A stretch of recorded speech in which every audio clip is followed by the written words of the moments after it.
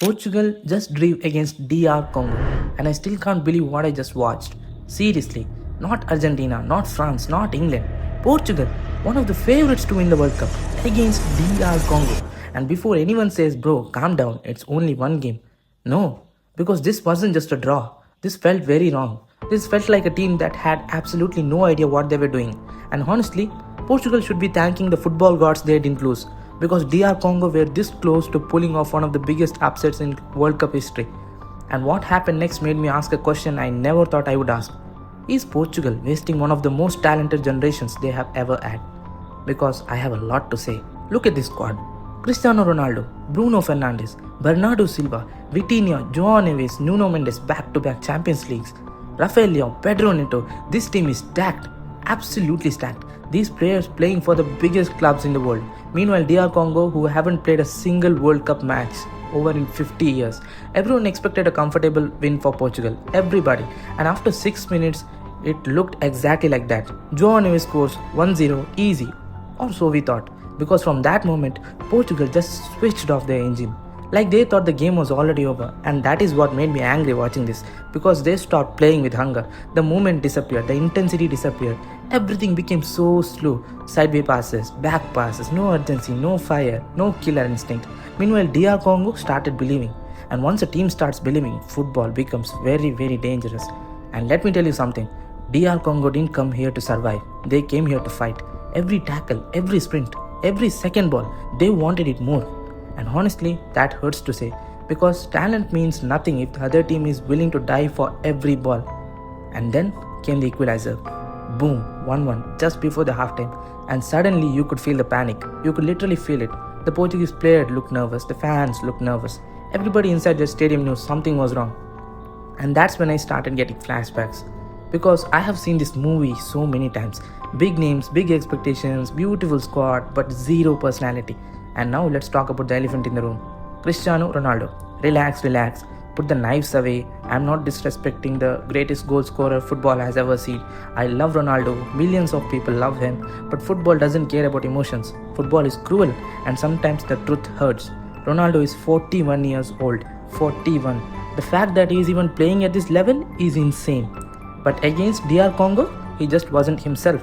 He missed chances. He struggled to influence the game. And here's the question nobody wants to answer. Not because they hate Ronaldo, but because they love Portugal. Is Portugal trying too hard to make everything about Ronaldo? Because Gonçalo Ramos is on the bench.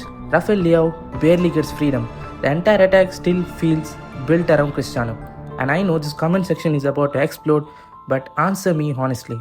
Not as Ronaldo fans or not as Messi fans, but as football fans, should Ronaldo still start? Or is it time for Roberto Martinez to make the toughest decision of his career? Because that question is coming, and you know it. But you know what? No, I refuse to blame one man. Because Ronaldo isn't the biggest problem here. Roberto Martinez is. I'm sorry, this squad should be terrifying. This squad should be scary. Instead, they look comfortable, too comfortable. Where's the pressing? Where's the aggression? Where's the passion, the intensity, the personality? Where's all this? You have Bruno Fernandes, Bernardo Silva, Vitinha, João Neves, best midfield in the entire world. But these guys should be controlling the games. Instead, they look lost.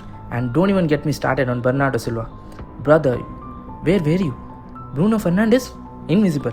Rafael Leão? Barely involved. Nobody stepped up, nobody. And that's what shocked me, because great teams always have somebody that says, give me the ball, I'll fix this, give me the ball. But nobody did. And can we please show some respect to DR Congo? Seriously, enough with acting like they got lucky. No, they earned this. Yuan Visa was incredible. Bakambu caused problems all night. They fought, they pressed, they believed. And you know what I loved most? They played with heart, pure heart. Sometimes football isn't about who's more expensive. It's about who's willing to suffer more, who's willing to run more, who's willing to fight more for that badge. And DR Congo fought like warriors, and honestly, they deserved this moment. But here's what scares me. This wasn't Spain or France or Brazil. This was DR Congo. So if Portugal are struggling here, what happens later? What happens when they face a team that punishes every mistake? Because World Cup don't forgive you. One bad day and you're gone, finished, over. And that's why this result scares me. because this feels bigger than one draw. This feels like a warning, like football itself is saying to you, wake up, because talent alone won't save you. And maybe, just maybe, this generation is running out of time. Because Cristiano Ronaldo won't be here forever. Bruno won't be here forever. Bernardo won't be here forever. These opportunities don't come every 4 years. Sometimes you only get one. And wasting this squad would be heartbreaking. Maybe I'm overreacting, but maybe Portugal smashed the next game 4-0. Maybe Ronaldo scores a hat-trick in the next game. Maybe they go all the way in and make me look stupid. But right now, I have more questions than answers, and I want to hear from you. Was this just one bad game, or are Portugal massively overrated? Should Ronaldo still start, and who's really to blame? Cristiano, Roberto Martinez, or the entire team? And if you love football, World Cup drama, and passionate debates like this, please do me a huge favor, hit that like button, share this with your football friends, and subscribe, because we are covering every twist, every controversy, and every crazy moment from this World Cup. Trust me, we are only getting started, and football never disappoints.